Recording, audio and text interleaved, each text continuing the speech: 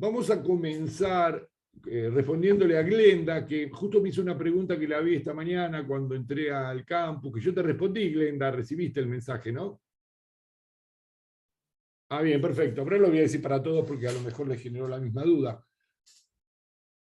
Habíamos quedado que no se entregaba al campus este primer trabajo que hicimos, ¿sí? Glenda se ríe como dice, bueno, yo voy a contestar como si fuese una pregunta así muy seria y responsable. ¿Te diste cuenta? Dice, es cierto, porque por una cuestión de respeto hacia vos, Glenda. No, habíamos quedado que íbamos a ir corrigiendo los trabajos de clase en clase, ¿sí? Después va a haber, cuando eventualmente entreguemos algún trabajo, yo les voy a aclarar, va a quedar muy claro eso. ¿De acuerdo? Y ahora, a lo largo de la clase, Glenda, vamos a contestar la segunda pregunta, ya que estamos ahora, para no ahora, porque capaz que ahora desvirtuamos un poco la línea de la clase. Bueno, hoy vamos a empezar a ver en la primer parte del apunte. Yo ahora voy a compartir la pantalla para ubicarnos cómo vamos a empezar la primera clase. Por supuesto, vamos a empezar corrigiendo lo que tenían que hacer y por supuesto yo les había dicho, hay gente que por ahí hay gente que no lo hizo, que lo hizo, pero bueno, lo importante es entender este concepto, el ejercicio de hacer la propuesta del ejercicio, el beneficio se lo llevan ustedes, eso ya lo saben ustedes. Uno puede no hacerlos porque no tiene tiempo por el laburo, bueno, pero se va a tener que poner las pilas más adelante, digamos.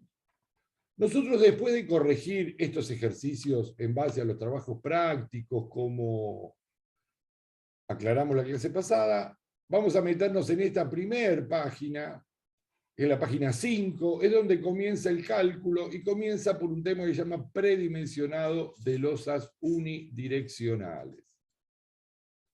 Este predimensionado de losas, que ahora vamos a explicar el procedimiento, fíjense que acá dice claramente unidireccionales y después empieza con losas cruzadas.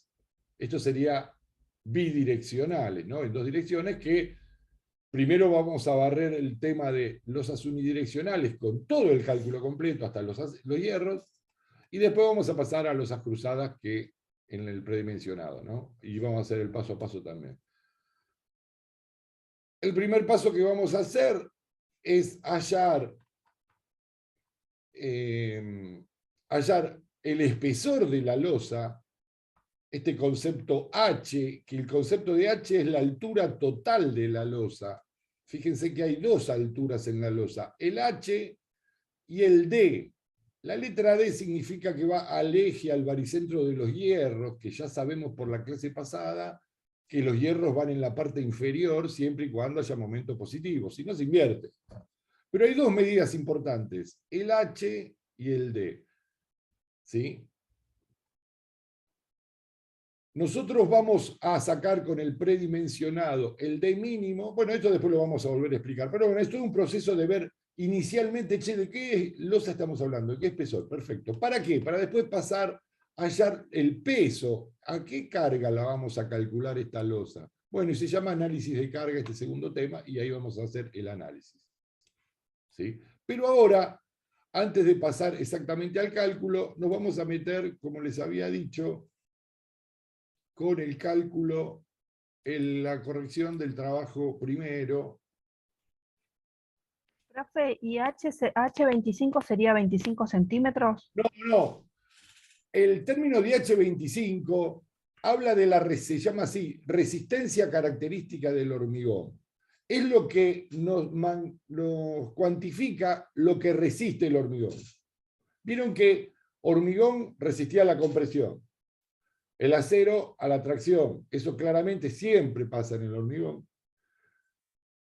Y la característica del H25, H30 o H20, esas variables existen hoy en día, existen otras también que después más adelante vamos a aclarar cuando va a haber un día que que la clase está grabada, que ustedes van a ver que es la teoría de esto del hormigón, por qué se le dice H25, que es una cosa un poco compleja, pero bueno, lo vamos a ver oportunamente para entender teóricamente por qué se le denomina así.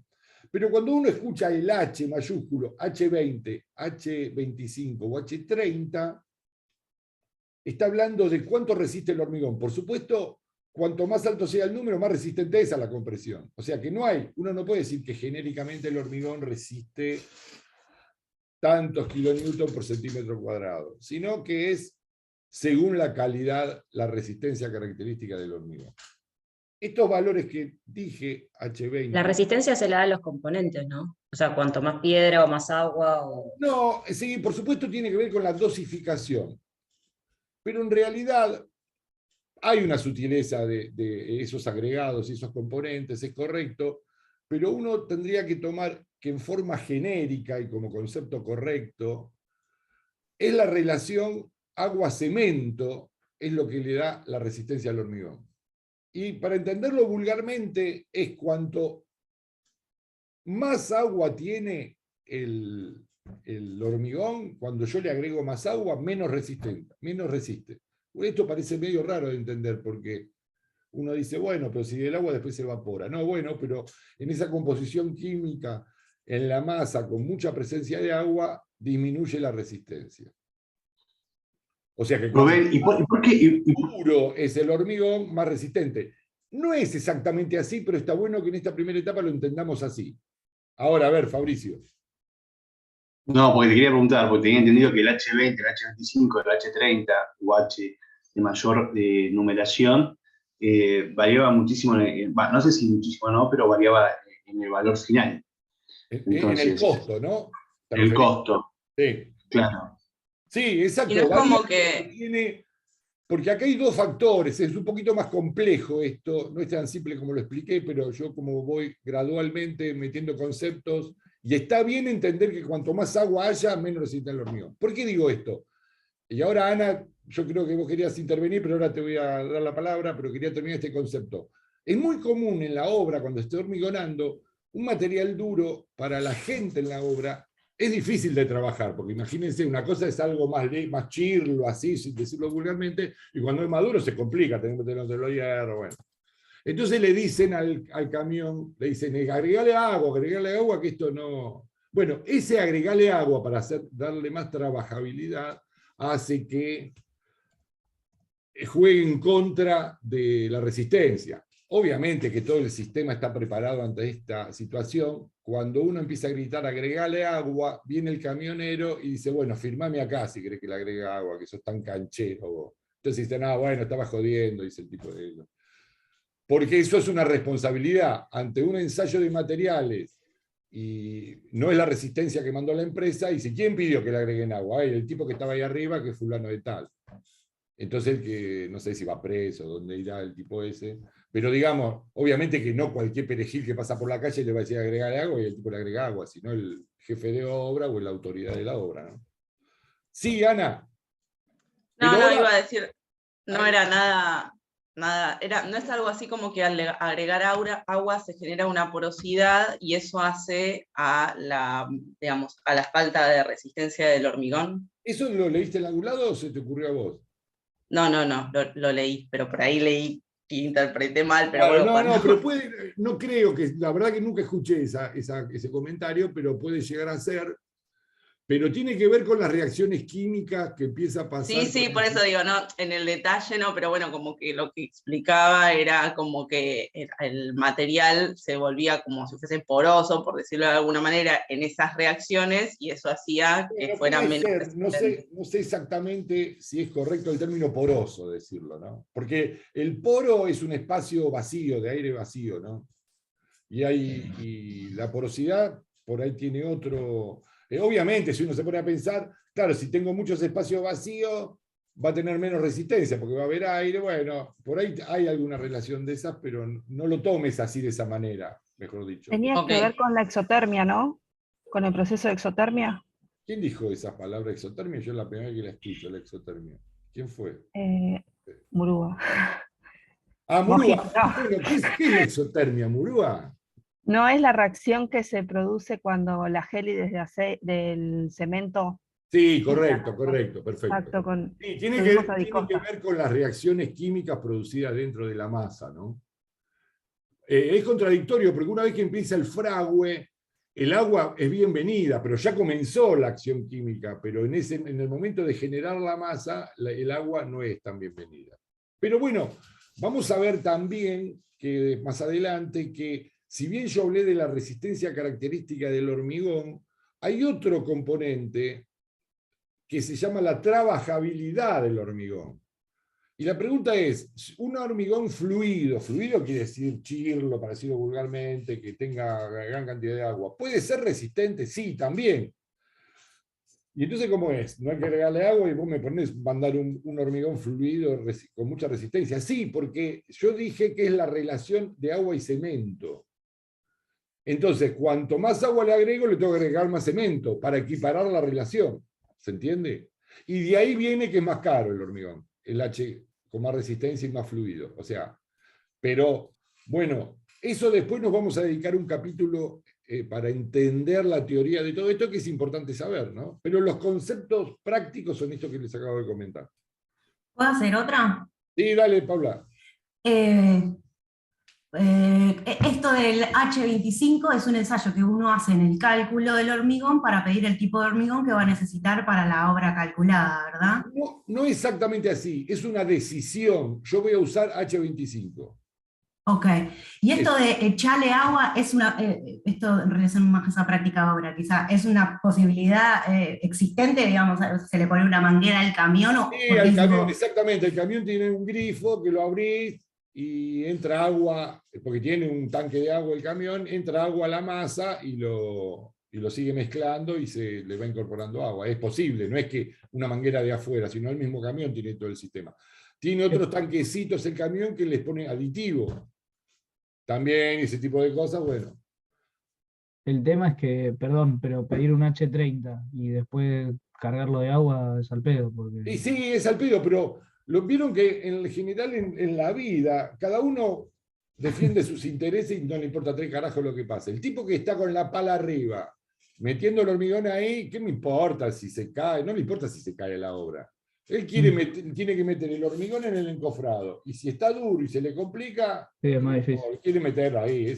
Cada uno cumple su objetivo, ¿viste? Entonces, ahora, por ahí ese concepto hoy en día no es tan popular porque las empresas hormigoneras no van a jugarse con una cosa así. Entonces el tipo dice, bueno, que alguien se haga cargo, y no es el ayudante que está entrando a arena, se va a hacer cargo a firmar ahí, porque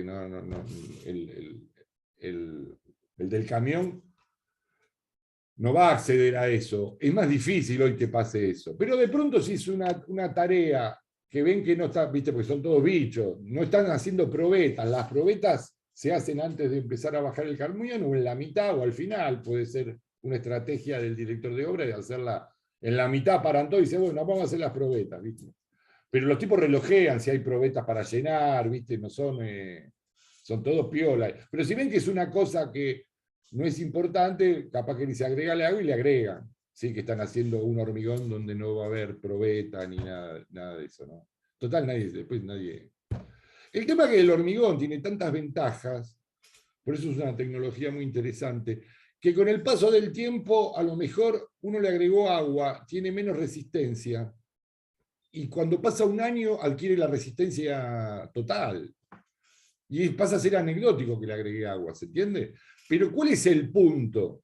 Que esto que me dicen H25, H30 o H20 es porque a los 28 días el hormigón tiene esa resistencia. Después, por supuesto, la resistencia sigue aumentando, pero a los 28 días es la resistencia de compromiso que tiene la empresa con que te lo manda. ¿Por qué es esto? Porque a los 28 días se empieza a sacar el encofrado. Uno puede hacer una obra con otro hormigón y esperar o calcular a ver a dónde llega la resistencia que yo calculé, y por ahí estás 3 meses con los encofrados. Bueno, pero podés, si vos podés esperar 3 meses para desencofrar, no está mal el concepto. Pero es una modalidad que está entrelazada con la producción. Una cosa lógica es decir, bueno, 28 días ya se sabe, yo puedo desencofrar. En realidad en la práctica se desencofra antes, a los 21 días, algunas 2 semanas. Bueno, pero eso es otro problema ya. Pero la teoría habla de los 28 días y legalmente habla de los 28 días. O sea, está establecido por una cuestión inclusive legal. Qué sé yo, a vos se te cayó la obra y dice, bueno, pero vos desencofraste a lo... Y se dañó el hormigón por eso, se puede demostrar una pericia, y qué sé yo.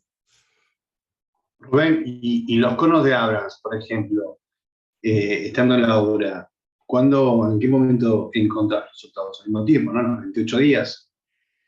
No, ahí hay como una confusión. No, con el cono de Abrams, lo que se mide, así como la resistencia, nosotros en laboratorio la comprobamos con unos cilindros que se hacen unas probetas. El cono de Abrams me sirve para pedir otra cosa, En obra. para bajabilidad. Pero claro, las probetas, perdón, me confundí, no me acordaba. Las probetas, por ejemplo, también obtenemos los resultados de laboratorio en el día 28. Sí, tal cual, tal cual. Primero se recibe, digamos, el informe y después, si la resistencia es, digamos, el cemento requerido, ¿ahí sacamos el encofrado o el encofrado se saca directamente? No. El concepto de mandar las piezas al laboratorio es un concepto legal para cubrirse por las dudas. La obra sigue como si nada. Ahora, a vos al año se te cayó la obra y ahí vas a buscar la probeta y decís, che, ¿qué pasó? Y bueno, ahí están las probetas, vamos a analizar la pericia, digamos, ¿no? Sirven para eso. Porque a lo mejor vos compraste el hormigón, en vez de H30 te mandaron H20 y la obra no se cayó. Bueno, nadie se entera después. Si querés pedirse el informe a ver la probeta cuánto tenía, bueno, pues está todo parado ahí, qué sé yo. No vas a hacer un lío. Bueno, a lo mejor le puedes hacer un juicio a la empresa constructora diciéndole, bueno, vos me mandaste menos hormigón. Rubén, Pero a tengo lo una mejor vos lo consulta. calculaste con H20, y aunque pediste H30, qué sé yo, puede haber muchas variables, ¿no? Pero digamos, es algo para cubrirse legalmente el profesional ante una situación de catástrofe, una condición importante, ¿no? De catástrofe por ahí, no necesariamente fatal, pero sí que se rajen las cosas, la columna empieza a ver y uno tenga que reforzar o hacer algo raro. Muchas veces en la obra particular, y eso no se hace en ensayos, qué sé yo, bastante, por ahí depende de la magnitud de las cosas, ¿no? Pero por otro lado, hay una cuestión de sentido común. Es muy raro que el hormigón te lo manden. Tiene que ser un error, sin duda. Por lo general te mandan más resistencia en el hormigón, porque se juegan mucho las empresas, ¿no? Y más en obras importantes. Entonces, no, ¿por qué correr ese riesgo si no hace la diferencia? Porque después, en esta teórica de explicar qué es el H20, la resistencia característica, van a ver que es relativo, no es un número exacto. En el hormigón todo es más o menos y es relativo, en la obra en general, ¿no? Pero sí te mandan más de la resistencia que vos pediste.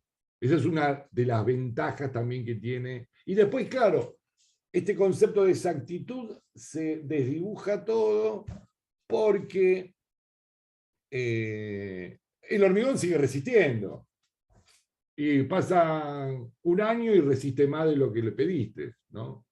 Entonces, bueno, todo eso lo hace un material muy noble, ¿no? Rubén, ¿y cómo es eso? Perdón, dijiste que en el día 28 el hormigón alcanza ¿qué porcentaje de su resistencia? No, la resistencia característica. ¿Y qué diferencia? Bueno, es alrededor de algunos dicen el 80%, el 70% de la resistencia final, ¿no? Pero es la resistencia de cálculo lo importante. Vos calculás con esa resistencia. Ahí está el punto de por qué a los 28 días. Si vos por una cuestión interna decís, bueno, yo voy a calcular, no a los 28 días, a los 2 meses, porque no me importa, por ahí inclusive vas a tener una resistencia mayor en ese hormigón. Algo que no verificaba a los 28 días te verifica a los 60. Puede pasar. Eso te iba a preguntar, profesor, porque son 7, 28 y 67, ¿no? ¿Qué cosa? Digamos, las pruebas que se hacen con el cono. No, bueno, puede ser que haya estudios de esa característica. Se hace la resistencia de cálculo, el concepto. ¿Vos con qué calculaste? Lo que pasa es que este concepto de la resistencia de cálculo en los 28 días se desdibuja. Nosotros estamos profundizando. Nadie se cuestiona esto, porque de hecho calculan a los 28 días. A lo mejor gente calcula los 28 días y no sabe que está calculando que el hormigón sigue resistiendo, qué sé yo, no sé. Claro, por eso te preguntaba, porque yo había leído que era, digamos, a los 7, Sí, a los 28 y a los 67. A los 67, ¿por qué? Porque ahí se calcula que, digamos, ya finaliza, casi está digamos, en, los 90%, en el 90% en el 90% de la resistencia total, ¿no? Porque claro, a medida que pasa el tiempo adquiere más resistencia, pero en un momento ya los 90% y el 100% estás ahí nomás. Entonces, sí, bueno. Sí, está bien eso para tener una curva y decir cuál es la resistencia verdadera y exacta de esto, ¿no? Pero como concepto es entender que mi cálculo está sujeto a esta, que no es una arbitrariedad, porque es un equilibrio entre el proceso constructivo y la resistencia. Yo no puedo dejar un año la obra con la estructura encofrada para poder seguir la obra, ¿no? Es por eso. ¿Sí? Pero es importante ser consciente de esto. Por eso, ya que hablamos de este tema, cuando por ahí esto de que empiezan a desencofrar antes, a los 21 días o a los 15, por ahí, por ejemplo, el encofrado de las columnas se puede sacar a los 5 días. Porque lo de los 28 días es los elementos que están a la flexión, ¿no? Las vigas, las losas. A veces es muy común que en 3 semanas le sacaron el encofrado a una viga, pero le dejaron la tabla de abajo y todos los puntales.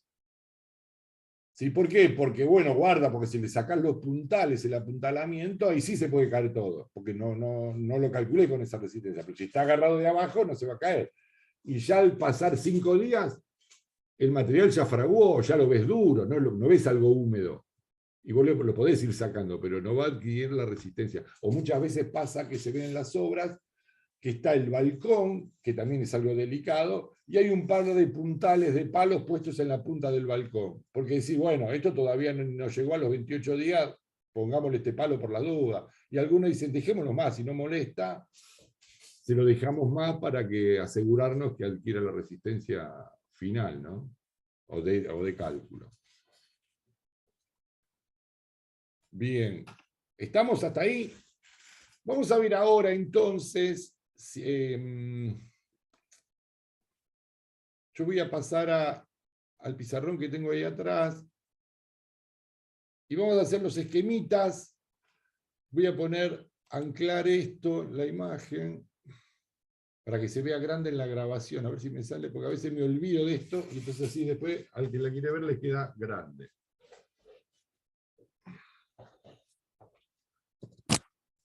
Bueno, nosotros teníamos que hacer este ejercicio de esta primera etapa de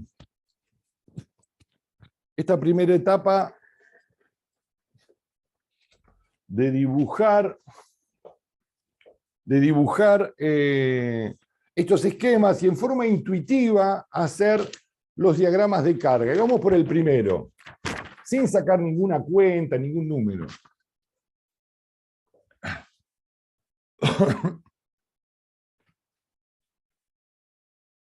El primer esquema era este. Y tenía este símbolo que era una losa armada en esta dirección. Se ve bien, ¿no? Se ve nítido, y eso sí, porque cambié la cámara del año pasado y esta cámara tiene mejor definición porque la otra no se veía muy bien. Si yo analizo, el pedido era el diagrama de carga. Primero vamos a ver el diagrama de carga y el diagrama de momentos de la losa. ¿Sí? ¿Qué tenía que dibujar yo en el ejercicio? Bueno, uno, según lo que explicamos en la clase anterior, era este esquema, con 2 triangulitos y un palito, pero en realidad yo les decía, sin ser claro cuando les decía esto, que teníamos que dibujar la carga uniformemente repartida, así como ustedes la dibujaban el año pasado. ¿De acuerdo? Este sería el diagrama de cargas de la losa. Claro, después vamos a ver que eso se trata la clase cuando empecemos a ver cuál es la carga última, qué valor tiene esta carga uniformemente repartida. Ustedes se acuerdan que teníamos cargas uniformemente repartidas, que son estas, y teníamos cargas puntuales que se indicaban con una flecha. ¿Sí? Bien. por lo general en este nivel de estructuras vamos a estar viendo cargas uniformemente repartidas por lo general. Ya en tercer año se va a empezar a complicar y van a aparecer cargas puntuales, que puede ser una P, una columna, bueno, todo ese tipo de cosas. Pero este primer año va a ser más común que aparezca todo esto. Y lo que yo les decía, la otra cosa que tenían que graficar es el diagrama de momentos, no como lo hacían el año pasado con la exactitud, sino ser consciente y dibujarlo en forma intuitiva y esquemática para uno darse una idea. Y entonces había que dibujarlo así. El momento, ustedes saben que esto es positivo, ya cuando uno hace esto, tiene que ver con la reflexión y entender la estructura. Si uno entiende esta estructura, ya sabe que los hierros van a ir abajo, ¿sí? Que en el centro uno sabe un montón de cosas antes de sin sacar cálculos, ¿eh? Que acá está el momento máximo, ¿sí? Bueno, todo este tipo de cosas uno lo puede manejar en forma esquemática, ¿sí? Y es importante a la hora de calcular cualquier cosa porque uno dice, ah, mira, tengo que sacar acá, por ejemplo, cuando tenga que sacar momento, bueno, yo sé que acá tengo que sacar un momento solo para calcular todo. ¿Y tengo que sacar todos los otros momentos? No, porque calculo con este momento, que es el máximo, ¿sí? Y entonces empezar a sacar esta conclusión y decir, bueno, si acá tengo un valor, acá tengo menos valor, ¿por qué le pongo hierro en el extremo? Si en el extremo no tengo tanto esfuerzo a la flexión como en el centro de esta losa. Bueno, por una cuestión constructiva y de sentido común. Yo no puedo sacarle barras, pongo toda una barra entera. Calculo en el centro, pero le pongo la barra entera. Ese es el concepto. Perdón, Sí. ¿se escucha si pregunto? Sí. Sí, claro. Y en relación a eso, lo que también me estaba preguntando mientras lo hacía, es que el año pasado también hacíamos un diagrama de corte, ¿no? Corte, exacto, que yo no lo pedí ahora. También sería Claro. bueno, si ustedes... por ahí el de corte es más complejo sacarlo así en forma, sin hacer cuentas. Pero, por ejemplo, en este caso es bastante más sencillo. Sí, es Sería, sencillo, claro. es así. Claro. Sí, Y sí. ahí, eso de los hierros que dijiste recién, ¿no tiene que ver por el esfuerzo de corte o no tiene nada que ver? Esto de ponerle hierro a toda la... No tiene nada que ver, no tiene nada que ver. No. La única relación que tiene el esfuerzo de corte de los hierros abajo en la estructura de hormigón es esta, pero no se da en la losa, se da en la viga. En los extremos. Okay. En los extremos. Otra regla general y que siempre se cumple. Cuando el momento es máximo, que siempre uno se tiene que acordar, el corte es 0. Eso también siempre pasa. Quiere decir, donde hay más flexión, hay menos corte, hasta llegar a anularlo. La relación que pasa en otros elementos estructurales, como por ejemplo las vigas, es que, ¿qué pasa en la mitad? O sea, si yo acá tengo 100 de momento, donde tengo 50, que es la mitad del momento, quiere decir que en la mitad del momento de la viga que yo estoy dibujando, la estructura, qué sé yo, no necesito tener 6 varillas del 10. Puedo tener 3. ¿Por qué? Porque si mi flexión es de 50, ya no es más de 100. Puedo tener la mitad. Y entonces la otra mitad, ¿qué hago? Bueno, las puedo usar para otra cosa. Las levanto, van a ver que en la losa esto se hace habitualmente porque necesito tener arriba hierro en alguna parte donde el momento es negativo. Entonces yo las levanto y aprovecho las que puse abajo. Bueno, por eso no quiero complicarlos ahora con esa, que es avanzar un poquito más en el tema. Ahora con esto, lo importante y la idea de este ejercicio es que ustedes puedan esquematizar los diagramas de momento sin hacer cuentas. El que se anima al corte, mejor, qué sé yo. Bueno, yo para no complicarlos ahora en esta etapa. Saber que el momento máximo corresponde, todo ese manejo, empezar a tener de la estructura, solamente viendo este esquema, sin hacer ninguna cuenta. ¿Sí? ¿Qué pasa en la viga, que sería la segunda etapa de este ejercicio? Bueno, yo tengo, ya esta viga estoy analizando, ¿no? Ya me olvidé de la losa. La losa fue este desarrollo de acá, acá estoy analizando la viga, y la viga yo veo que tiene 3 apoyos. Eso es hiperestático, ¿no? Ese es un hiperestático, hago este esquema de carga. ¿Se entiende que lo estoy dibujando al revés, no? Sí. Estoy mirándolo de costado así, lo estoy dibujando torcido.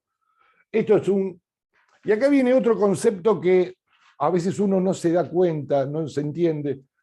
El concepto de Q, carga última, que significa esto, todas las fórmulas en estructuras van a estar basadas en decir, en 1 metro de esta carga, el peso es X, qué sé yo, no sé, 25 kilonewtons, no sé. Pero siempre lo vamos a referir a 1 metro. Y uno dice, pero eso no pesa toda la viga. Bueno, no pesa toda la viga, solamente 1 metro de esa viga pesa eso. O recibe la carga o lo que sea. Eso también hay que tenerlo internalizado, porque, por ejemplo, la fórmula típica para sacar el momento en esta situación es Q última por L cuadrado dividido 8. O sea, y la Q última es esto, es 1 metro de viga, no todo lo que pesa la viga, lo que recibe la viga. Siempre lo referimos Profe, a 1 metro. Sí. ¿Te puedo hacer Pero, una consulta? pero esto se analiza así cuando es simétrica. Se usa el Q Bien, por L cuadrado sobre correcto, es Acá, así. acá ya no. Acá se usan otros coeficientes. No, Si tenés que analizar la viga en una hiperestática. no. En el hiperestático, si yo tengo, por eso es lo importante de visualizar el diagrama de cargas. Si yo tengo un diagrama de cargas, que yo lo leo así como diagrama y veo que es todo constante, el Q siempre es constante cuando el gráfico me muestra que es constante. ¿Sí? Y esta fórmula sirve solo para esta situación de apoyo. No, Eso es lo que le quería decir. para otra. No, ¿Sí? ya sé, para otros usan otros Otras valores, ¿no? fórmulas, otros métodos. Sí. Profe, tengo miedo de preguntar A una ver, pero burrada. espera, Glenda, que quiero, no sé si se aclaró del todo la pregunta que me hicieron recién. Si respondí a la pregunta que recién estábamos hablando, porque me pareció que no, pero quería dejarlo claro. A ver, el que hizo la pregunta que me diga, no, profesor, me quedó claro. Sí, Eso sí, me quedó necesito claro que me digan. que se analiza solamente una faja, 1 metro. ¿Sí entendí? Ah, bueno, listo, perfecto. Entonces quedó Sí, claro y lo entendí. seguimos. Listo. ¿Cómo? Ahora sí, Glenda. No, porque cuando hacemos Q último, ¿no es, el resultado final no es por metro cuadrado? No. Ahora ¿No? vamos a ver, está bien la duda que te generó. No es que yo con todo lo que vos dijiste esta mañana, el mail que me mandaste el domingo a la noche, que no tengo ningún problema que me lo mandes el domingo a la noche. Perdón. No, está bien. Te estás desconcertando porque yo te digo, está todo mal lo que estás preguntando. No, está bien lo que está diciendo. Ahora vamos a ver en el concepto de cálculo que es por metro cuadrado, pero nosotros lo vamos a tomar como metro lineal. Ok. Y te digo por qué, para no generar... Yo a veces genero misterios con cosas absurdas. ¿Por qué? Porque nosotros vamos a calcular siempre como si fuese un metro lineal, una franja de 1 metro de la losa. Es decir, yo voy a tomar en mi cálculo una franja de 1 metro. Entonces, ese metro cuadrado se convierte en metro lineal. ¿Se entiende por qué? Pero Porque la son luz me muchos incluye. metros cuadrados que yo tengo, y cuando lo analizo de esta forma, ese metro cuadrado, que en realidad es metro cuadrado, en la forma práctica es lo mismo que decir metro lineal. Porque yo calculo no toda la losa, una franja de 1 metro nada más. La carga distribuida es el peso por metro. Exactamente, tal cual. Esa es la definición del Q. Eso es muy importante tenerlo presente, inclusive se convierte en tenerlo presente de forma inconsciente, no es algo que siempre, pero uno sabe ya que es así, porque eso, si no empieza a confundirse, a confundir un montón de cosas. Por ejemplo, si yo quiero saber, en este caso, la totalidad del peso de esta losa, la totalidad, bueno, yo sé si esto es por metro, si el metro lo multiplico por la luz, ya tengo lo que pesa toda. ¿Y dónde se ubica esa fuerza? En el centro. Vieron que, ¿se acuerdan que una fuerza distribuida, a veces para algún determinado proceso de cálculo, se convierte en puntual? para facilitar, para sacar momentos, los métodos. Bueno, pero volvamos a esto. Yo tengo el sistema de vigas, ahora estoy analizando vigas, esto era la losa, y voy a hacer el diagrama de momentos, y por lo que contamos la clase pasada, acá en este apoyo, como esto se deforma así, aparece un momento negativo, y este sería el diagrama de momentos correcto para la viga. Profe. ¿Sí? ¿Se entendió el dibujo ahí? Me salió medio finito, Sí. pero Sí, es sí, el... sí. Y arriba el momento, boom. Sí. O le pregunto a los chicos. Bueno, no La sé cómo carga me- última. A mí, La carga última el año pasado, ¿no era la carga total distribuida por la luz al cuadrado? ¿No era ese el cálculo que hacíamos? Estoy viendo ejercicios del año pasado, estuve viendo ejercicios del año pasado. ¿quién es la que está hablando? Ariadna. Ariadna, bien, perfecto, perfecto. Porque no te, justo como está grande la pantalla, no veo en el monitor. Ah, ok. Pero No era. preguntale a los chicos, porque eso no te lo puedo responder yo. A ver, ¿qué dicen los compañeros? Yo mientras me tomo un mate. No sé a qué te referís, Ari. Cuando calculábamos la carga, era kilómetros cualquiera, kilogramos por metro, siempre calculamos lineal. No. Digo, cuando íbamos a hacer este cálculo. La carga última. Carga dice última ella. por la luz al cuadrado sobre 8. Es- Usábamos la carga total del tramo, digamos. Yo acá tengo un ejercicio donde... Esa carga última. No, eso te lo puedo responder yo. No, eso no es así, capaz que estás confundida. Esa fórmula mágica de Q por L cuadrado dividido 8 es siempre por la carga última. Esta carga por el concepto de un metro, eso tiene que ver con la fórmula.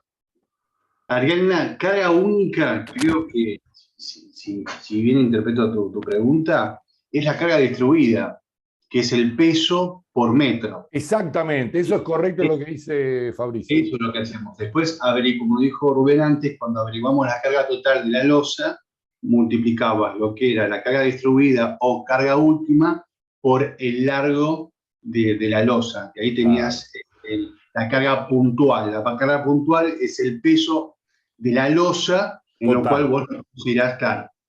Okay. Exacto, y por ahí aplicabas eso para sacar momentos, fuerza por distancia, entonces simplificabas esa carga distribuida, la convertías en puntual, porque eventualmente el proceso de cálculo tenía que ver con eso. Bueno, así nos enseñó Marini a calcular.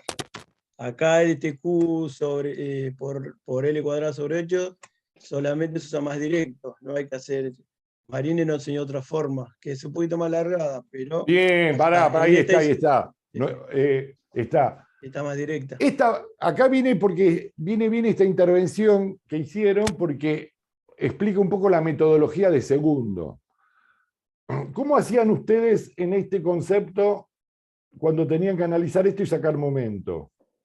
Sacaban las reacciones acá, RA y RB, ¿sí? Por la carga esta, que era la suma total esta, dividido en dos, porque era simétrico y qué sé yo. Después tenían la carga distribuida acá, que la convertían en puntual así abajo. ¿Para qué?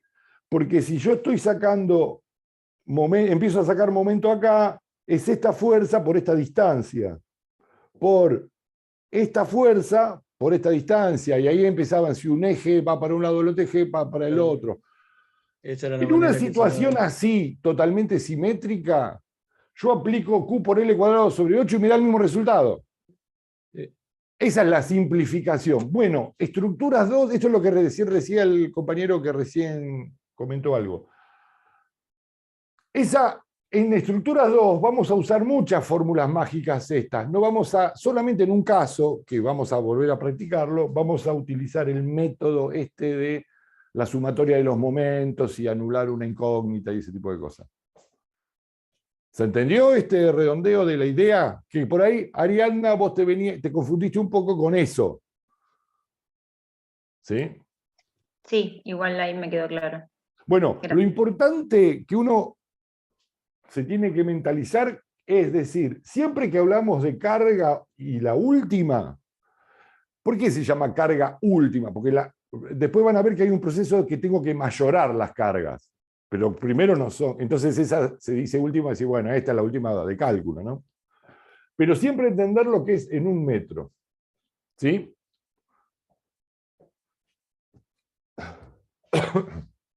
Bueno, voy a dibujar, a ver, en el otro lado.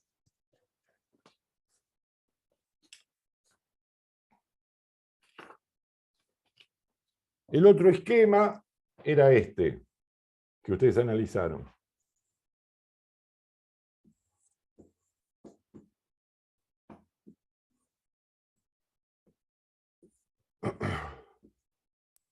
Rubén, y ahí el esquema de corte es mucho más complejo, no sale inmediato como en el Claro, anterior. exacto, exacto.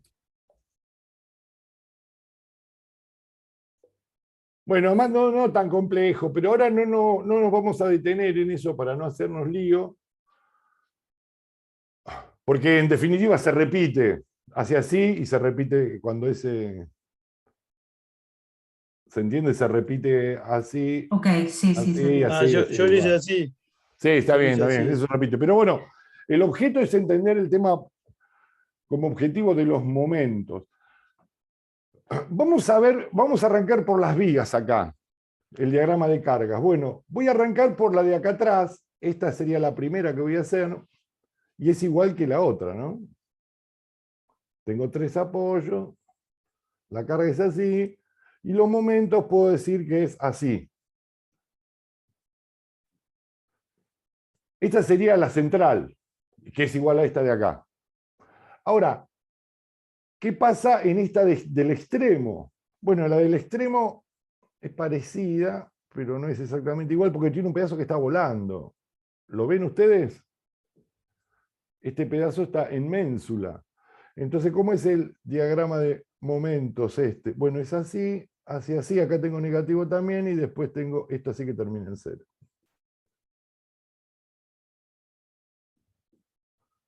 O sea, ¿qué apareció? Un momento en el apoyo acá, otro momento en el apoyo acá negativo, y esta es otra cosa que es siempre es así. En los extremos, tanto como en este, el momento es 0, siempre es 0. ¿Sí? Bien, eso es otra cosa que siempre pasa. Entonces uno puede corregir y ver lo que está haciendo. Bueno, pero en este caso sería así. ¿Y eso qué significa? Bueno, que si tengo momento negativo, en esta parte el hierro va arriba, en esta parte el hierro va arriba de esta viga, y acá el hierro va abajo, y acá el hierro va abajo. Eso es lo que yo analizo mirando el esquema e interpreto el esquema, y después, yo antes de empezar a calcular, ya sé dónde van los hierros y ese tipo de cosas. Y en el tema del diagrama de cargas, es así. Y el diagrama de momentos es como, aunque sea losa, es el mismo diagrama que viga, sí, es lo mismo, porque el diagrama de cargas es el mismo, y el diagrama de momentos es el mismo, por más que sea un elemento estructural con sus características. Profe, Sí. Bueno, entonces en el anterior, acá, yo no había hecho el de las vigas, hice el de las losas nada más. Porque Bueno, ahí por se eso ve yo había losa. dicho, hagamos losas y vigas. Bueno, sí, lo mismo. Acá entonces estamos hablando de la ménsula de la viga. Exacto. Acá, en el anterior. Listo. Bueno, y Está, por último, el último ejercicio que ¿Puedo tenían que hacer otra hacer. Espere, profe, espere. Sí, dale, díganme. ¿Puede explicar de nuevo despacito el de la ménsula? Sí, cómo no. Lo voy a dibujar Gracias. derecho para entenderlo. Sabrina, me preparó el mate.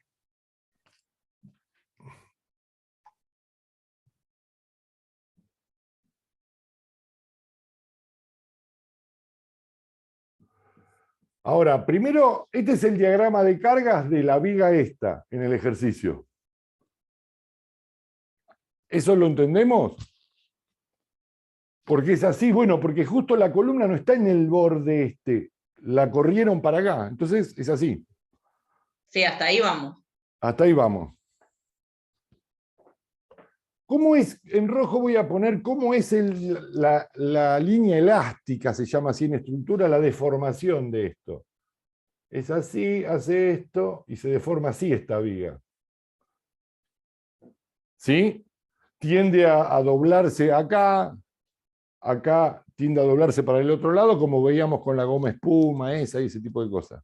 ¿Hasta ahí estamos, Glenda? Sí, yo era la que quería que volviera a explicar, perdón. ¿Quién es? Cuando No es dibuja la Glenda. línea elástica, ¿Quién está porque esto es algo hablando? que... Ana Mujico. Porque esto es una Ana. pavada, pero no lo vimos así digamos, el año pasado de manera como, lo hicimos como con cálculo, pero no tan razonado. O sea, los dibujitos sin hacer los cálculos. Esto de la línea elástica es como si yo mentalizara, digamos, la flexión que van teniendo los hierros. Sí, le podría decir Ok. la deformación correctamente sería. Bien. No los hierros, cualquier elemento estructural. ¿Cómo se deformaría si fuese de plástico, si fuese de espuma, si fuese de goma?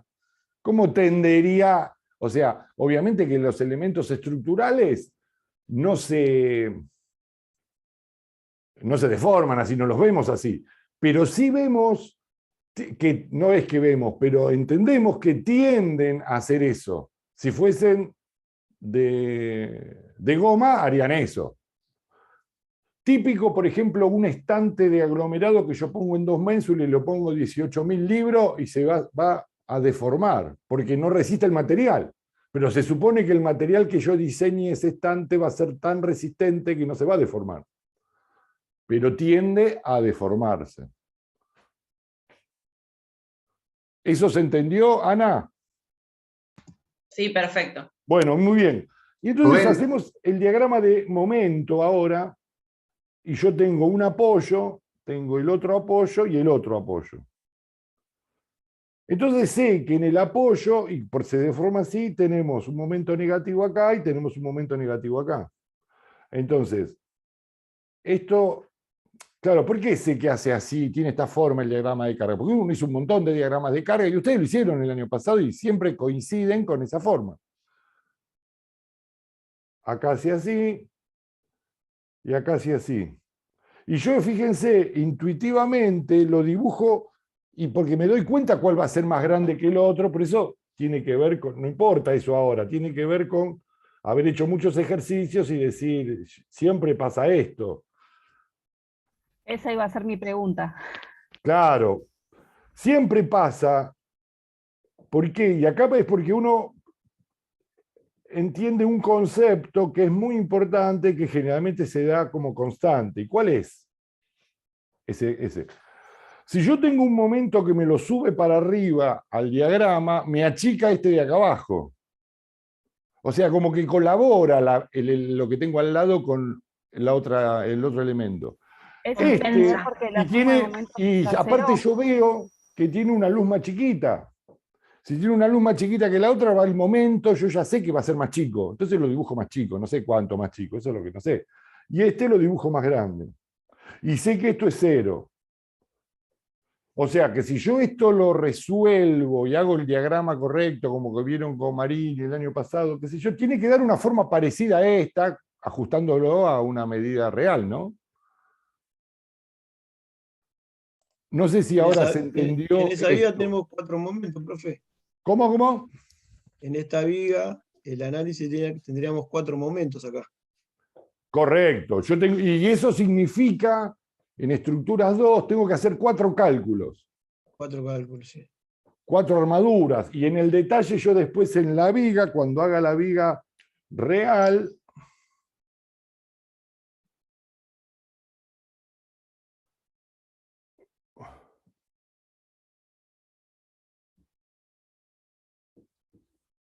significa que yo voy a calcular el hierro que va acá arriba, el hierro que va acá abajo, el hierro que va acá arriba, esos son los 4, y el hierro que va acá abajo. Yo interpreto todas estas cosas.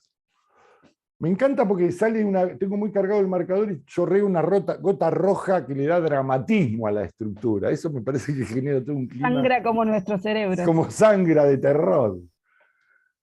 Pero se entiende que entonces yo, mire, no hice ningún número y ya sé todo lo que tengo que hacer. Eso es lo mejor que nos puede pasar, ¿viste? Parece mentira, pero claro, saber lo que uno tiene que hacer es lo mejor que puede pasar. Entonces yo empiezo el cálculo sabiendo lo que estoy haciendo. Muchas veces pasa cuando uno no internaliza esto, razonándolo como concepto, lo hace mecánico. Bueno, es más fácil cometer errores, porque ni sabe lo que está calculando. Ni sabe, sigue siendo, después hago esto, se lo sabe de memoria y después no entiende realmente lo que hizo. Así comienza el cálculo estructural. Y ahora yo me pongo a hacer las cuentas.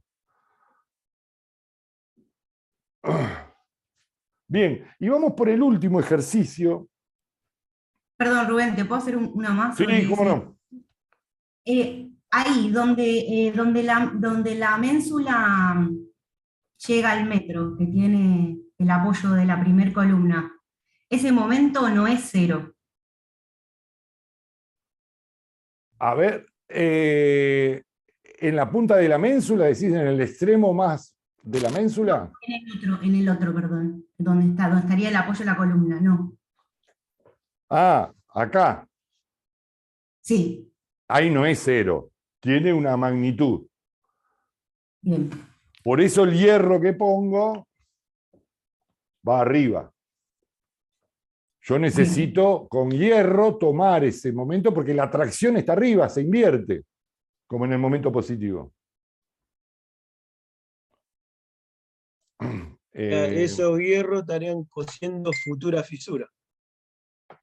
Sí, esos esfuerzo de hierros tracción. están absorbiendo los esfuerzos de tracción. Que si yo no los pongo, la pieza estructural se empieza a romper desde ahí. Yo estoy hablando y me pongo acá, que estoy afuera de la cámara, y digo, pero me tengo que acostumbrar y poner acá. Se empiezan a rajar arriba, porque claro, tira, no hay nada que lo sostenga, el hormigón vence y se rompen. Y ahí se caen los balcones, Blum. Esa es la causa mayor de por qué se caen los balcones y qué sé yo, no sé cuánto. Y, profe, viendo este último dibujito que me encantó, el de los hierros, que chorran sangre. Es divino. Digo, yo tengo, sí. tengo una acá que la... Sí. Viendo que tengo que poner en la parte de la ménsula el hierro arriba, obviamente, y luego van abajo, y luego otra vez arriba los volvió a colocar a la altura de la segunda columna. Sí, porque Arriba, también tiene momento negativo, fíjate acá en el diagrama. Sí. Estando en la obra, ¿no estaría bueno poner directamente hierros arriba y abajo? ¿Sería por un tema económico que no lo haría? Sí, por un tema económico, claro. Bien. Sí, Okay. acá uno podría hacer, que no está mal, funcionaría la estructura, decir, bueno, che, yo calculo cuáles son los mayores momentos. Bueno, el mayor momento está acá. Bueno, arriba le pongo a todo con el mayor momento. Y este es el otro de acá. Bueno, acá abajo le pongo a todo con el mayor momento. Y no se va a caer la estructura, por supuesto. No va a estar mal. Doble emparrillado. Claro, pero empezás a gastar mucha plata. Eso Lo que pasa es que a lo mejor vos te pasó algo, es interesante, porque decís, bueno, así yo me quedo tranquilo, porque es muy común esto, en decir, no, así yo me quedo tranquilo, sí, pero ¿quién la pone la plata? Vas a comprar unos hilos hierro. Igual, ahí, profe, acá no conviene, en vez de poner fierrito por fierrito, bueno, adoptar el mayor y hacer los caballetes directamente.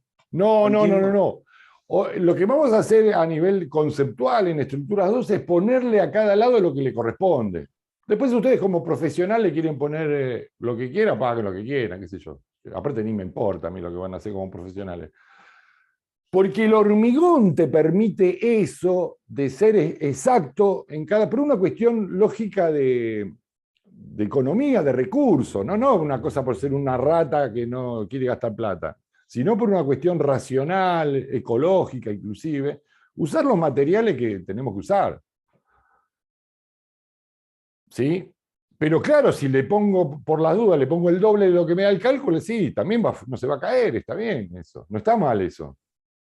No, el doble no, adoptar una varilla, por ejemplo, si en un momento negativo que poner un fierro en 12, usar todo el fierro en 12 con un caballete. Está bien, eso puede ser un criterio profesional. Que uno puede opinar, bueno, pero va a haber un derroche de material, sí, pero no deja de ser un criterio profesional. Está bien, yo hago esto, no sé. ¿Mejor que poner doble emparrillado?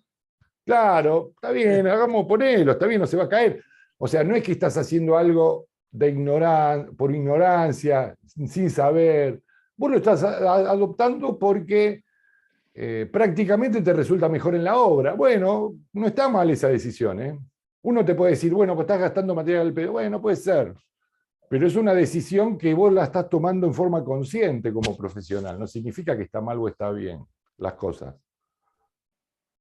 Por ejemplo, hay muchas empresas que todas las losas usan hierro del 12.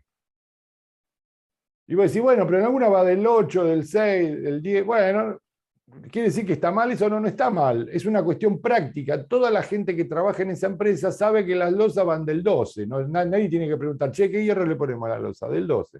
Y por ahí algunas están sobredimensionadas, pero muy poquito. Total, después las separás lo que le tenés que separar en cada losa. Pero hay una claridad absoluta en ese lugar, en ese que está trabajando, que siempre el hierro del 12 va abajo, en la losa. Pero bueno, son criterios profesionales que, en base a conclusiones, a estudio, como veo que estás vos sacando, ¿no? Porque no es que estás tirando cualquier cosa, sino le estás viendo su lado práctico a la cosa. Puede ser, ¿eh? Puede ser. ¿Se entendió? No sé quién fue el que preguntó eso de lo último que estoy contestando. Juan, vos. Sí. Bueno. Ahora vamos a pasar al último ejercicio este que tenían que hacer así como práctica y tarea. ¿Dónde dejé el borrador?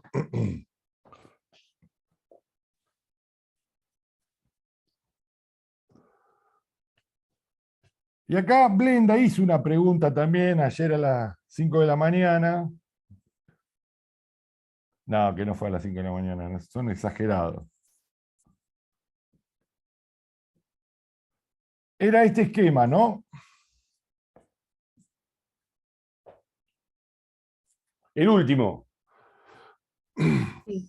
Entonces Pero era tenemos distinto el logo. en la losa, yo voy a dibujar el diagrama de momentos arriba de la losa, que van a ver que es un método que a mí me gusta hacer cuando resolvamos todas las estructuras, porque es como que uno lo empieza a entender mejor, aunque quede todo después un mamarracho el dibujo.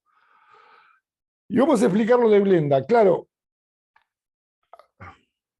acá hay una losa armada en una dirección. Y después viene un voladizo, lo que sería un balcón, ¿correcto? Este símbolo, que es por la mitad, no significa losa cruzada, significa que es un elemento estructural en voladizo. Como que eso está apoyado en esta viga y vuela para allá. ¿De acuerdo? ¿Se entendió ahora? Es que en el dibujo, no sé cómo decir, el símbolo, la parte claro, sobresalía, y no es que cada vez que sobresale significa la dirección. Pero está, fíjate, está la mitad del círculo. Esto algunos lo grafican así, otros, hay media una anarquía con la simbología, algunos lo grafican así bien justito y otros lo grafican como yo así. Pero como hay la mitad del círculo que está indicando para acá, esto es voladizo. Losa cruzada va a ser así.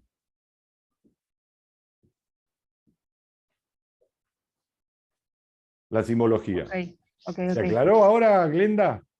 Sí.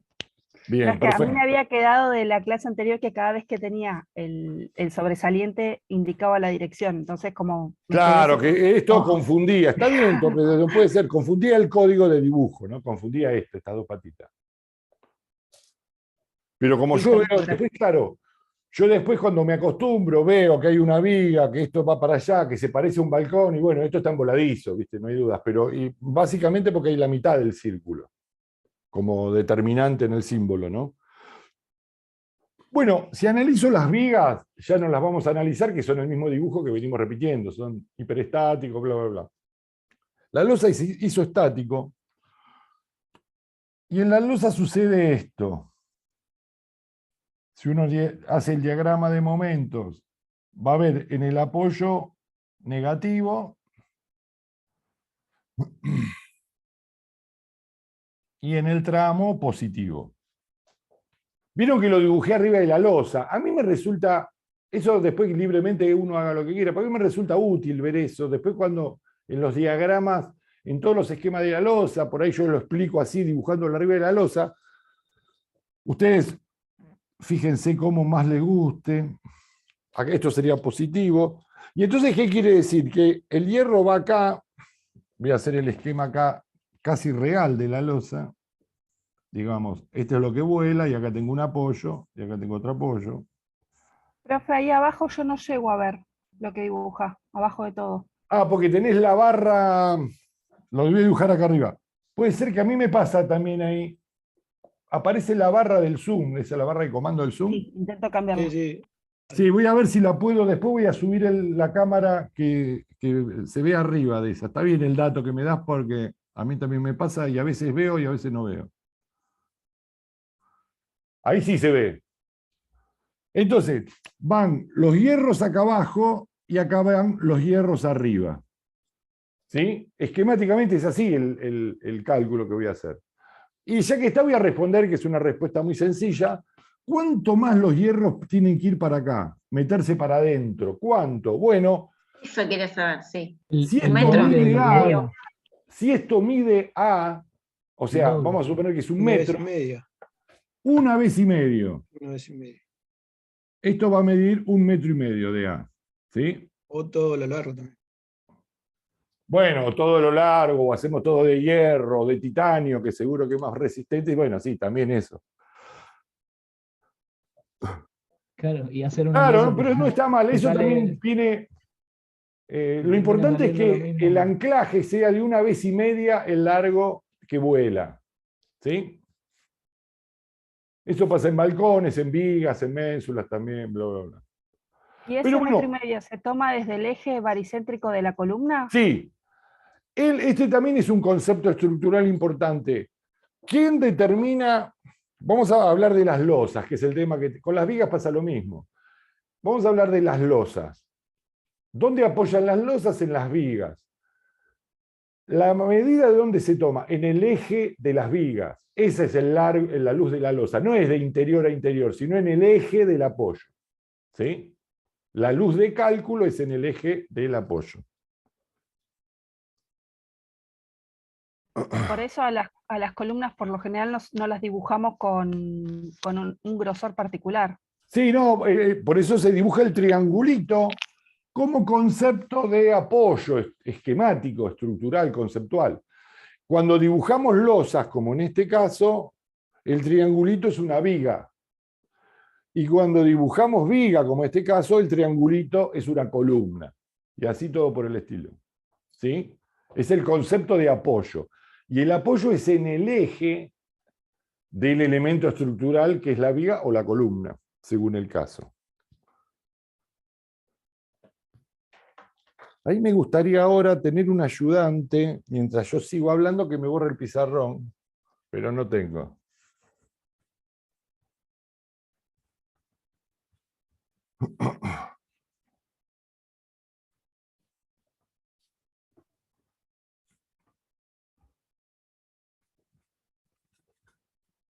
Queda medio manchado. A ver. Sí, bueno, pero se va a ver escribir. Después voy a...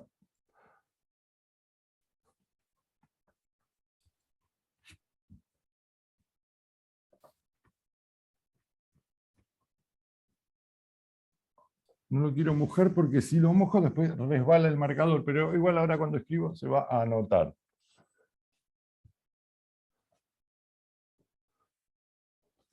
Bueno, vamos un ratito a la otra cámara. Me encanta, porque esto parece polka, ¿vieron? A cambio de cámaras y qué sé yo. Ahí estamos de vuelta. Bueno, se entendió, esa va a ser la modalidad un poco de la primera parte de la clase, corrigiendo el trabajo que ustedes van a hacer de clase en clase. Por supuesto, hay gente que lo va a poder hacer, hay gente que no, pero les recomiendo que puedan hacerlo, porque estructuras es una materia un poco compleja en el sentido de que si me pierdo algo, por ahí no hacer el ejercicio, sería mejor, pero por ahí no puedo, no tengo tiempo, no tengo ganas, una semana no lo hago.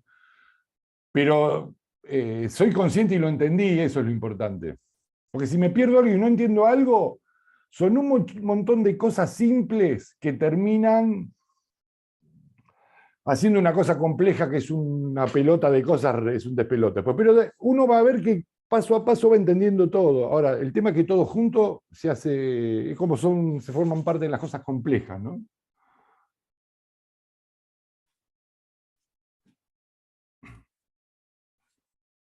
Bueno, acá veo que Alguien creo que hizo una pregunta.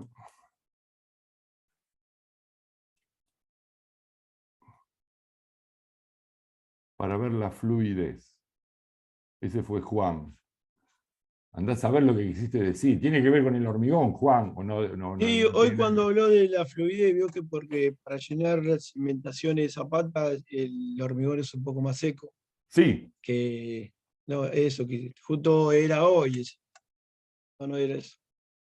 ah, bueno, sí, está bien, está bien, está bien. Sí, en el tema de las bases aisladas, se hace más seco el hormigón, y es correcto, Juan, ese término, porque la base, que es un tronco piramidal, no tiene un encofrado en forma piramidal, sino que no se hace sin encofrado. Entonces esa forma piramidal se la hace de manera sin encofrado, con la pala, la cuchara y abajo metido en el pozo y le dan esa forma, por eso tiene que ser más seco. No sé si, bueno, esto como complemento de este concepto de la fluidez y ese tipo de cosas. Miren que los quiero ver a todos, porque galería acá, porque está la pantalla grande en mí, no veía los que se habían ido, que apagaron la cámara y dijeron, bueno, basta, no quiero hacer más nada, escuchar a este tipo. Para recapitular, yo elijo H25, H30 y en base a eso hago el predimensionado. Es como Sí, ese en primer realidad paso. el predimensionado es independiente del H, de la resistencia del hormigón. Pero sí, vos sos la que decís qué resistencia de hormigón vas a trabajar, antes de calcularla. Van a ver que después hay una tablita que está ahí en el apunte que dice, bueno, para vigas, columnas, losa, se usa H25 como tradicional. Básicamente el H25 es el que se ha usado toda la estructura. Para base se puede usar otro hormigón más económico, y después voy a explicar por qué, con menos resistencia. Y el H30, que también lo puedo usar para losa, pero por lo general el H30 se usa para hacer pisos de hormigón. Lo habitual es usar H25, porque es más caro, como bien dijeron ahí, y no tiene mucho sentido. También ustedes van a ver otras resistencias circulando por ahí, que son las resistencias con el reglamento anterior, que son H17, H21 y H30 también existía antes. No siempre, o sea, hay H100 si uno quiere, ¿eh? Uno puede comprar H100 que tiene más resistencia, no es que están esos y nada más. Uno le pide el H que quiere a la hormigonera y los tipos se lo mandan.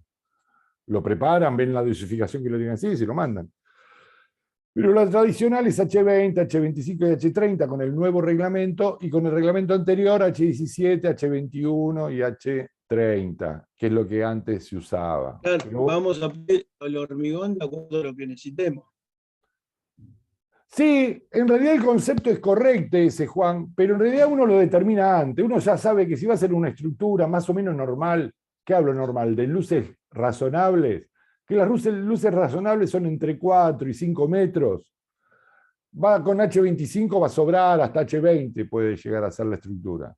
Ahora, cuando uno en el cálculo no le verifica, van a ver que cuando veamos las fórmulas se van a dar cuenta de eso, cuando en el cálculo no verifica, lo que vamos a hacer es recurrir a la resistencia del hormigón. Decir, che, mirá, no me da una losa muy ancha, qué sé yo, vamos a hacer más resistente el hormigón, y yo puedo interactuar en la fórmula, ponerle H30 y todo, ahora sí me da, porque el hormigón resiste más. Pero por lo general eso no pasa. Por lo general yo con H25 calculo todas las estructuras y se terminó. ¿Sí? Bueno, yo voy a compartir acá la pantalla, a ver, quiero dejar el apunte otra vez, y voy a explicar esto. Rubén, ¿se logra en obra? Porque vi también casos en los cuales en vez de comprar el hormigón armado lo hacen en obra. Sí. Es más, justamente el otro día estaba viendo una platea que había 30 personas y estaban haciendo el hormigón para la platea ahí en obra. En la obra, no corre más riesgo, digamos, de que la mezcla esté bien hecho. Es muy difícil superar siendo muy prolijo, podés llegar a un H17, pero muy prolijo, es casi imposible. El consejo cuando uno trabaja con hormigón de obra, calcula con H13, que es un hormigón de poca resistencia. Entonces, ese concepto de laburar en obra con el hormigón, siempre y cuando yo lo haya previsto en el cálculo, no hay ningún problema. Es más, muchas veces el hormigón, la base se hace, las bases aisladas, se hace con hormigón de poca resistencia, porque a veces es práctico hacerlo, la etapa de bases en la obra. Y le explico por qué. La dificultad de hacer bases, vamos a suponer que yo tengo una construcción de 9 bases, un poco más, de 12 bases, qué sé yo, no sé cuál, una casa, que puede ser según la extensión. Y claro, tengo que hacer los pozos de las 9 bases, porque viene el hormigón, y vamos a suponer que cada base me lleve 1 metro cúbico, y si tengo que llenar 8 bases, abro los 8 pozos. El día anterior a llenarme se me llena de agua las 8 bases, y yo tengo que a lo mejor suspender la hormigonada porque tengo que vaciarla. Encima no solo con la lluvia se me desmoronó, no solo se llenó de agua, que se desmoronó el pozo, o sea que me quedó una cosa que tengo que estar medio día arreglando la obra para poder llenar. Entonces, ante ese problema, hay una estrategia, estoy hablando de una escala razonable, que también se puede aplicar a una escala grande de obra, ¿no? Una estrategia, digo, bueno, yo voy a abrir 3 bases y la lleno, y la tapo. Al otro día empiezo a cavar las otras. Abro 3, la lleno y la tapo, porque corro menos riesgo tengo menos gente, lo tengo que planificar. Entonces, como claro, para 3 metros cúbicos de hormigón, yo no voy a llamar un camión porque tengo que ser un excelente cliente para que el tipo me haga el favor y me lleve 3 metros cúbicos, porque capaz que depende si está con mucho laburo, capaz que dice, no, por 3 metros, si yo estoy llenando una losa de 12 camiones, te voy a llevar 3 metros a vos nada más, que el camión tiene 8 metros cúbicos.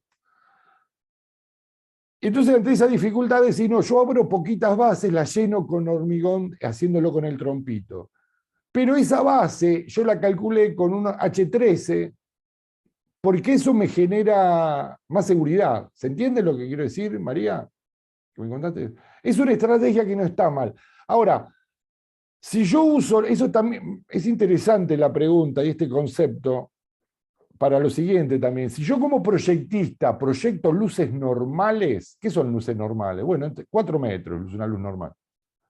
5, más o menos, bueno, hasta 5, ¿viste? Ya una viga de 5 metros hay que prestarle un poquito de atención. La viga de 4 metros, uno se puede equivocar, hay poco margen. ¿Y por qué digo esto? Fíjense la fórmula de momento.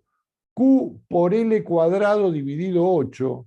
La luz al cuadrado quiere decir que de 4 a 5 el momento crece muchísimo, porque es exponencial. ¿Sí? Entonces, 4 metros es una cosa normal, y eso con un hormigón de luces de 4 metros hecho en la obra funciona, lo puedo hacer, no va a haber mucho riesgo. Ahora, si yo tengo losa de 7 metros por 7 metros, cruzada, vigas de 8 metros, bueno, ahí yo tengo que pedir un hormigón de fábrica, que venga el mix, porque ahí empieza a tener más exactitud, empiezo a complejizar la obra. ¿Sí? Por eso a mí me gusta como proyectista en general trabajar con luces de 4 metros. No justifico, pero esto es una opinión. Ustedes a lo largo de la clase vamos a tener muchos comentarios de vertir mi opinión como profesional. ¿Y qué quiere decir mi opinión? Que puede ser objetado, otro puede pensar otra cosa, eso es mi opinión. Porque en la realidad, en este mundo técnico, no hay verdades absolutas, aunque hay muchos profesionales, colegas que se manejan como que esto está bien o esto está mal, ¿viste? ¿Viste? Ya está demostrado en la vida que las cosas no están ni bien ni mal, son como son, y hay muchas soluciones para distintos problemas. Hay un problema técnico y puede tener 10 soluciones, y todas están bien. Alguna puede ser mejor que otra, depende de la coyuntura, depende de un montón de cosas para tomar una decisión técnica.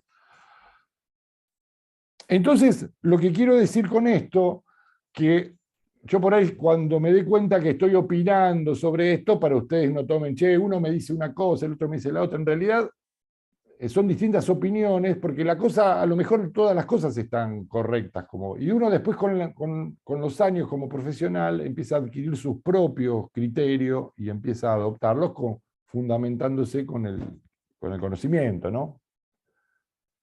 Esto que yo estaba diciendo toda esta speech y no me acordaba por qué lo estaba diciendo, y mientras pensaba, ¿y por qué estoy hablando de esto? Dije esto, porque a mí me gusta trabajar como proyectista, por eso digo mi opinión, con luces no mayores a 4 metros. Por ejemplo, en el tema vivienda, no hay nada que justifique que haya luces de cálculo mayores a 4 metros. Y eso significa una simplicidad en la estructura, una economía, una razonabilidad en los costos, ¿sí? Pero eso va a depender en realidad del diseño de la ¿sí? casa. ¿Cómo? Eso va a depender un poco del diseño de la casa. Viste va que a ahora se depender. estila mucho, no sé, el tema de los ventanales grandes que dan Sí, a se bueno. está hablando de una vivienda unifamiliar, entonces Total. no puedes tener una columna en el medio, qué sé yo. Exacto, por eso digo, cuando vos dijiste del diseño de la casa, yo diseño así pensando en eso. O sea, mi decisión de diseño pasa con ser razonable y en esto no superar las luces de 4 metros. Y repito, es mi opinión. Lo que se use o no se use, el problema es otra cosa, qué sé yo, no estamos hablando de diseño, no estamos hablando de modas, digamos. Pero es cierto, con una ventana de 2 metros, o más de 2 metros, yo lo que me cuestiono como proyectista es decir, che, pero ¿jode tanto una columna en el medio? Me pregunto eso, no estoy diciendo que está bien o está mal o es lo mismo. Me lo pregunto, nada más. Siempre como profesional hago esa reflexión. ¿Sí? Ahora, una pared vidriada en invierno, ese ambiente lo tenés que calefaccionar, ¿eh? Me pregunto también. Y digo esto y uno puede decir, bueno, pero esta opinión va en contra del diseño, así yo. No va en contra, sino es preguntarse y reflexionar. Ustedes conocen la casa Curuchet que diseñó Le Corbusier en La Plata, es como en Argentina, o sea, sin duda no es la obra más importante que en Argentina, pero bueno, que la ha hecho Le Corbusier, la ha hecho en la provincia de Buenos Aires, es una cosa histórica impresionante, ¿no? Curuchet, que era el que vivía en esa casa, se mudó de esa casa porque no se podía vivir en esa casa. Y a mí me encanta Le Corbusier y me encanta la casa Curuchet, no le quiero decir que no, ¿viste? Uno tiene cierta admiración a todo eso. Pero entonces un filósofo argentino que se llama Sebrelli, José Sebrelli, que es un filósofo que es un hijo de puta para mí, qué sé yo, pero es un tipo muy inteligente. Yo a veces lo escucho porque no puedo dudar que es un inteligente y uno de los pensadores que estuvo con Victoria Campo en esa época y estuvo cuando vino cuando vino Le Corbusier acá a Buenos Aires, ¿no? Y conocí a Curuchet y le contó a él, que lo tiene escrito Sebrelli en un libro, donde dice: en invierno te cagás de frío y en verano te cagás de calor en Curuchet. No se puede vivir en esa casa y se mudó el tipo. Pero claro, esto no se dice porque tampoco está bueno que se diga porque estamos hablando de un prócer, de un tipo de arquitectura. Digo esto, nosotros tenemos un clima determinado, una tradición constructiva, qué sé yo, como que hay que empezar. Entonces pongo como cuestionamiento esto de las modas y de lo que se usa, ¿no? Porque después tenés que estar con grados bajo cero en ese lugar donde está todo con el ventanal puesto. Está bien, podés poner doble vidrio, ok, podés poner un sistema de losa radial, sí, está bien, todo eso es plata, ¿eh? Pero bueno, son decisiones también, ¿viste? ¿Se entiende, María? Lo que te estoy... Pero tómenlo esto, me parece importante, ya que nos empezamos a conocer, a marcar que esto es mío, es una opinión, no significa que está mal, y ustedes van a tener que en toda esta ensalada de su formación empezar a ir entendiendo que son distintas opiniones de distintos profesionales y sacar sus propias conclusiones. ¿Sí? Y sobre todo también, María, esto, que las decisiones de diseño tienen un costo. Ahora, la clase que viene por ahí vamos a hacer menciones, o por ejemplo, poner una columna o hacer una viga de 8 metros o poner una columna en el medio, te sale más caro hacer una viga de 8 metros, aunque sean los mismos metros cuadrados, ¿eh? Y repito, no estoy diciendo que está bien y lo que está mal, sino que te sale más caro. ¿Y quién pone esos 60.000 pesos más? Ponele, por decir un valor, o 120 a lo mejor. Ah, bueno, el cliente, pero yo estoy creando y el tipo Si el cliente se llega a enterar que está poniendo 120.000 pesos más porque vos sos un artista, te agarra y te mata el tipo. Pero bueno, eso es otro tema que lo estoy poniendo en un extremo, ¿no? Como para hacernos reírnos un poco a la mañana. Pero, bueno, de eso me parece interesante que también charlemos sobre esos temas, porque también tiene que ver, también nos encontramos en tecnología constructiva y por ahí también vamos a seguir charlando de todos estos conceptos que tienen que ver con la construcción. Profe, le hago Ahora, una consulta. Sí. Por ejemplo, con esta nueva moda que se usan ventanas en las esquinas sin columnas, sería como el último ejercicio con la ménsula, ¿no? Sí, se resuelve con ménsulas eso, correcto eso. Sí. Después vamos a ver, pero en principio es una ménsula lo que tiene que ir ahí sin duda, en la esquina. Okay. Eso es interesante también, pues se los tiro como concepto como para investigar o estar atentos o preguntárselo al profesor de historia, que es Tosoni, ¿no? El profesor de historia de ustedes. Bueno, que es un genio, Tosoni, todo ese tipo, está más loco que una cabra, pero es un fascinante, es un profesor increíble. Esa tipología de dejar libre la ventana es una esquina, pero me gustaría que se lo pregunten a ver qué opina Tosoni, porque yo capaz que es un concepto que tengo equivocado con respecto a la historia. Es una tipología muy de América que se dio. No se dio en muchos lados del mundo en la época del movimiento moderno. Se dio desde la colonia, desde el barroco y un montón de cosas en América. En Perú hay muchas construcciones donde se desmaterializa la esquina. Y nosotros ahora lo tomamos como gesto de modernidad y ya se viene haciendo en América hace mucho tiempo, ¿no? Por ahí, claro, se integraba toda la carpintería, pero por ahí me interesaría saber, y si me interesa a mí, ustedes podrían decir, bueno, llamalo por teléfono a Tosoni y preguntarle, pero ya que estamos, hasta podemos interactuar con el profesor de historia, que es un genio total, Tosoni. Le preguntamos. Pregúntenle, porque es interesante justo la pregunta de Glenda, que tiene que ver con esto, que para mí, que son muy pocas cosas en arquitectura que se dieron en América y no se dieron en otro lado del mundo. Y a mí me parece, pero es una opinión que puede ser que alguien me haya dicho cualquier cosa, que ese punto de la esquina desmaterializada se dio en América primero que en otros lados.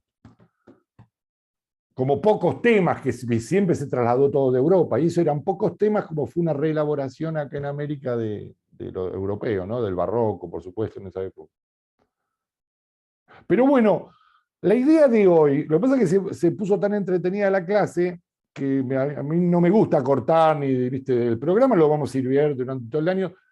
Yo voy a hacer un repaso ahora en forma teórica del predimensionado, que son 5 minutos, que la clase que viene lo vamos a ejercitar. Vamos a empezar el ejercicio con todo. Pero es muy sencillo. Pero yo me gustaría, antes que termine la clase, porque si nos ponemos ahora a hacer las cuentas con el pizarrón, ya la clase se transforma, después de lo que demostré que después de 1 hora y media es un embole total el Zoom, ya uno pierde la atención y ese tipo de cosas. Pero sí les quiero comentar esto, adelantar esto, porque uno puede seguir viendo y avanzando si quiere. La clase que está habilitada, grabada, habla de esto. Vieron que siempre en todas las clases va a haber una clase grabada especial que vamos del tema que estamos tratando acá, ¿no? Bueno, si uno en la semana lo quiere ver, puede ir adelantando y después retomamos. Profe, te iba a preguntar, yo sé que vos dijiste que hay un pedacito grabado, pero esta puntual, ¿la vas a subir? Sí, claro, como subí la anterior también. Ok, porque a mí esto en el que hay que reconocer, sí. Yo reconozco que necesito verla una vez. No, está bien. Siempre en cada solapa de la clase que corresponde, por lo general, a veces se genera un desfasaje, pero está la clase grabada del tema que tuvimos por Zoom. Siempre va a ser así la mecánica.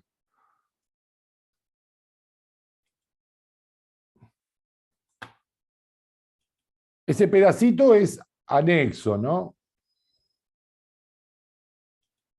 Además, quiere decir, es como que tiene que ver con el tema, pero es además.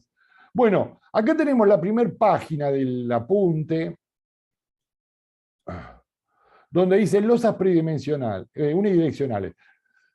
Y lo que yo obtengo, fíjense, ¿qué es lo que yo tengo que sacar? El D mínimo es importante repasar esto. ¿El D qué es?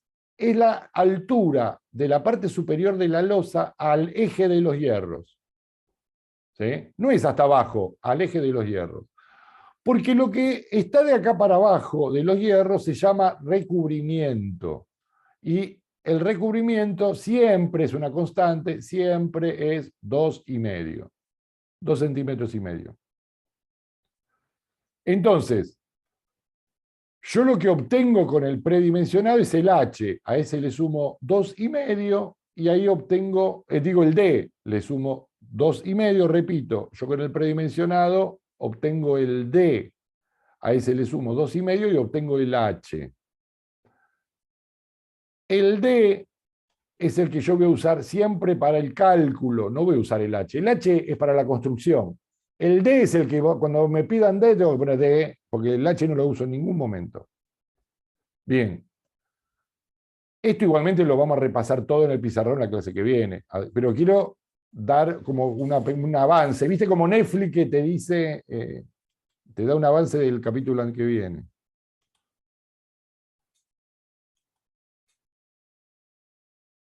No sé qué me pasó en eso.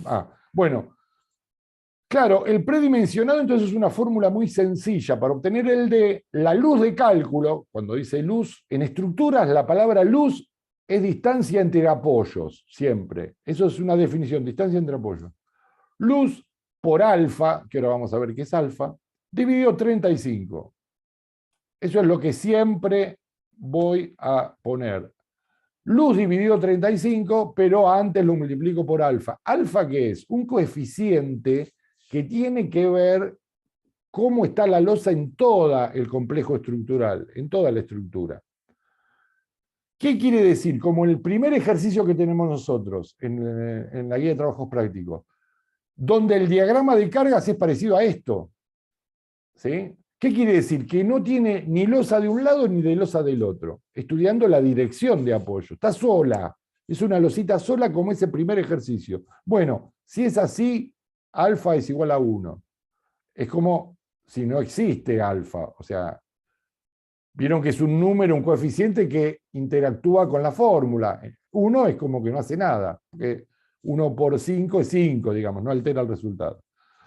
Entonces yo hago la luz dividido 35 y lo que me está dando es la distancia entre el D y el eje de los hierros, y a eso le voy a sumar 2,5 y ya sé el ancho de la losa, la altura de la losa. ¿Qué pasa en el tercer ejercicio? 35, ¿qué es? Perdón. Es un coeficiente. Es un coeficiente que por eso no tiene unidad, es un número mágico, vamos a llamar así, que lo dividimos ese valor, la luz, y nos da el espesor. Okay. Es un predimensionado. Vamos al último ejercicio, el 3, que es ese que tenía la duda Glenda. ¿Qué es esta situación estructural de la losa? Que tenía un balcón, sigue siendo un isostático. Bueno, para calcular lo tengo que dividir en dos partes, el balcón por un lado y la losa, como cada losa tengo que hacer esto. Alfa es igual a 1, igual que esto, sí, bueno, es igual que esto, hago la misma cuenta. Profe, Y cuando voy al balcón, a ver qué espesor tiene que tener el balcón, es alfa es igual a 2,4. O sea que si mi balcón mide 1 metro, es 1 metro por 2,4 dividido 35. ¿Quién quería preguntar algo mientras estaba diciendo esto? Alfa siempre va a ser un dato que vamos a tener. Sí, es más, está en esta pequeña tablita en forma de gráfico, que de ahí yo voy a sacar alfa mirando mi estructura. No va a ser un dato. Va a estar en el manual, vos tenés que determinar mirando la estructura en el esquema qué condición de apoyo tiene esa losa. ¿Cuál es la condición de apoyo? Si está sola, si tiene un balcón al lado y después no tiene más nada, o si tiene una losa al lado de la otra, como en este caso de acá abajo, donde alfa puede ser 0,8. ¿En qué caso? En el segundo ejercicio. ¿Por qué? Porque tengo una losa al lado. Entonces el coeficiente es 0,8. Y si tengo una losa de un lado y otra del otro, será 0,6. Y si tengo una losa de un lado, no importa de qué lado, pero siempre si tengo una losa al lado, es 0,8. En hormigón armado, esto de tener a alguien al lado influye sobre la losa. Es como en la vida también. Vos tenés a alguien al lado y siempre influye para bien o para mal, ¿viste? Que eso puede ser una tortura también inclusive. Pero siempre que tenés a alguien al lado, tiene una influencia sobre el objeto en estudio. Sí, Glenda. Eso es porque actúa solidariamente, lo que había Exactamente, porque actúa solidariamente. Y fíjate, esto es lo maravilloso de la matemática, porque vos decís, empezás a decir esto, mira, si estás solita, 1, no altera para nada el resultado. Pero si ya le pongo 0,8, yo miro matemáticamente, ¿y qué hace?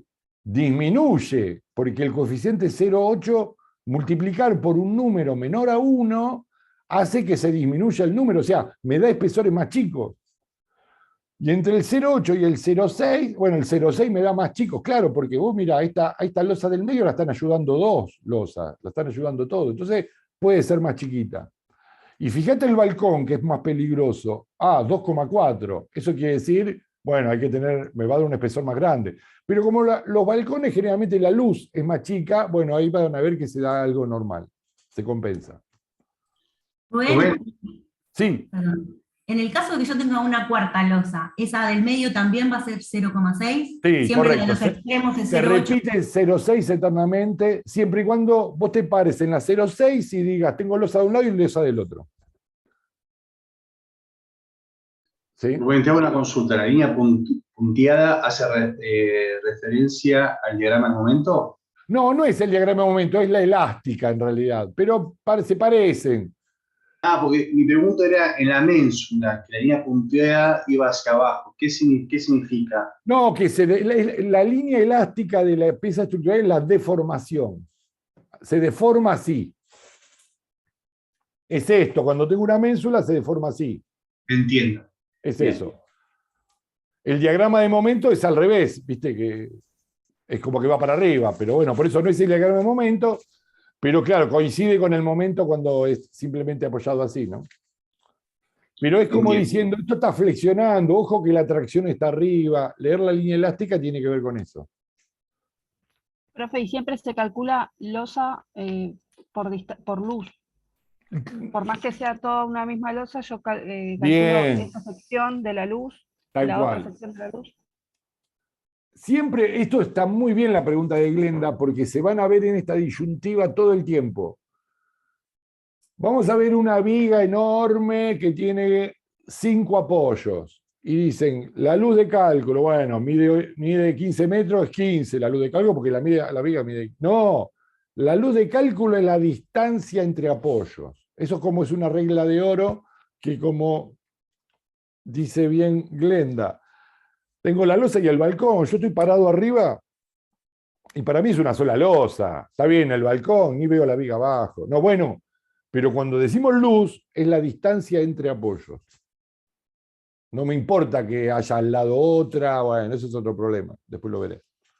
Pero este concepto de, que es importante, este concepto de que hay alguien al lado que me ayuda, este concepto de solidario, es muy importante en hormigón armado. Todo el tiempo vamos a estar viendo la condición de apoyo, si hay alguien al lado, si colabora o no colabora, porque eso tiene que ver esencialmente el cálculo también.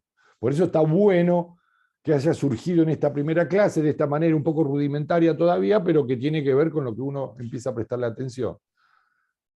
Bueno, Profe, sí, dale. Este fenómeno de colaboración se ve mucho cuando hay que hacer el cálculo de la viga placa.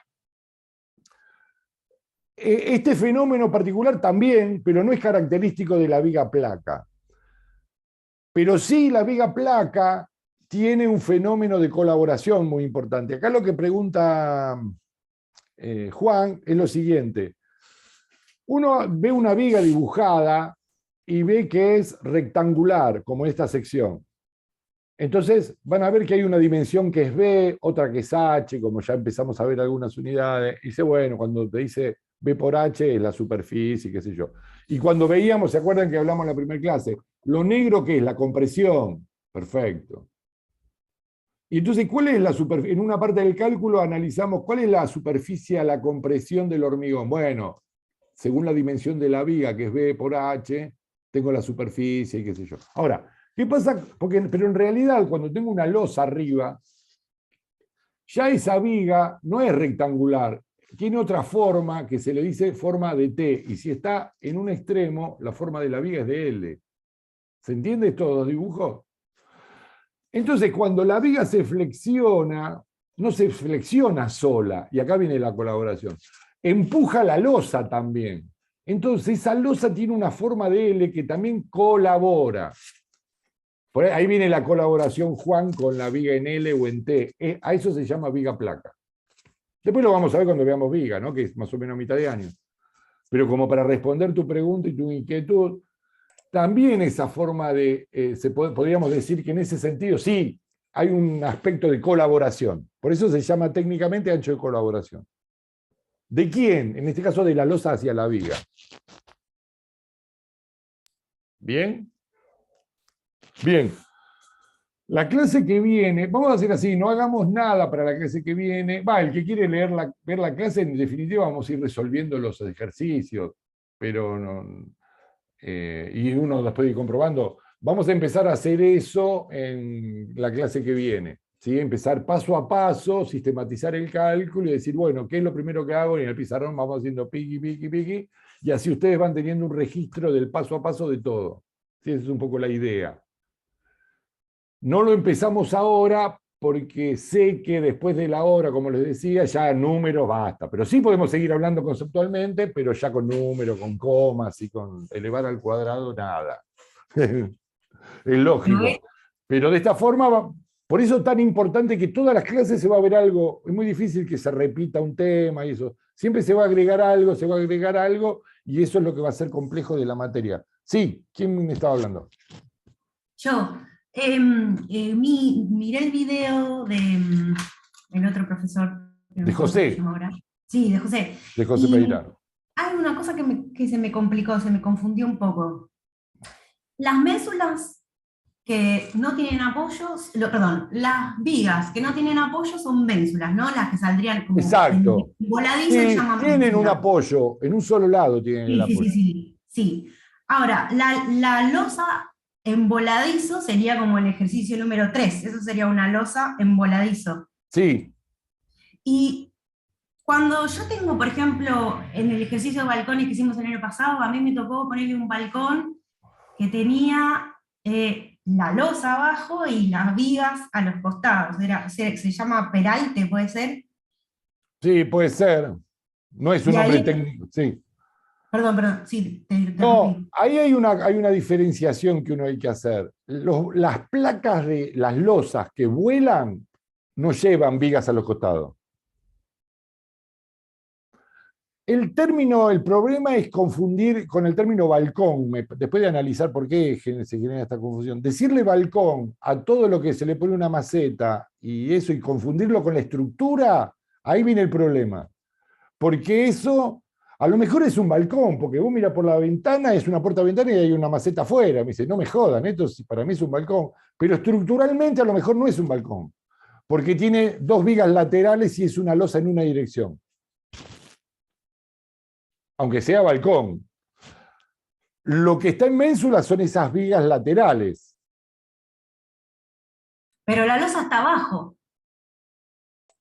Ella dice como una viga invertida, profe. Está bien, pero ¿qué estamos hablando? ¿De losas o de vigas?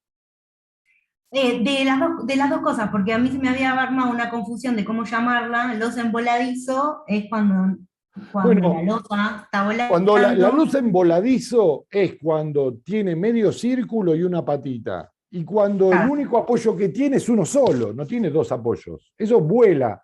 Y cuando analizamos y calculamos una losa en voladizo, cuando nos piden la luz, que es la distancia entre apoyos, uno dice, bueno, pero me falta un apoyo para saber la luz. No, bueno, lo que vuela es la luz. ¿Cuánto vuela? Esa es la luz de cálculo. No, me parece que no se te aclaró nada, Paula, por la cara que te veo.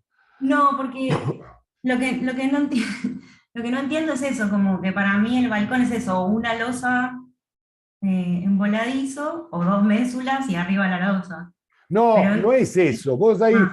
no es lo mismo decir una losa en voladizo con 2 ménsulas. No hay, las losas en voladizo no necesitan ménsulas. A ver, te voy a hacer un esquema en el pizarrón a ver si se termina entendiendo esto, porque me parece que estás a punto ahí de entenderlo, pero sucede que... ¿Ustedes lo ven ahí? Sí. ¿El Sí. pizarrón? Bueno, acá está. Yo acá tengo el esquema este chiquitito, el esquema que vimos en el trabajo práctico, que es una losa en voladizo. Si hacemos un esquema más parecido a la realidad, claro, la losa está en voladizo. Esta placa de losa vuela acá, vuela para allá. Por ahí lo que yo entendí que vos comentaste es este esquema estructural. Y acá tenemos columna, columna, columna y columna. ¿Sí? Yo puedo también tener columna,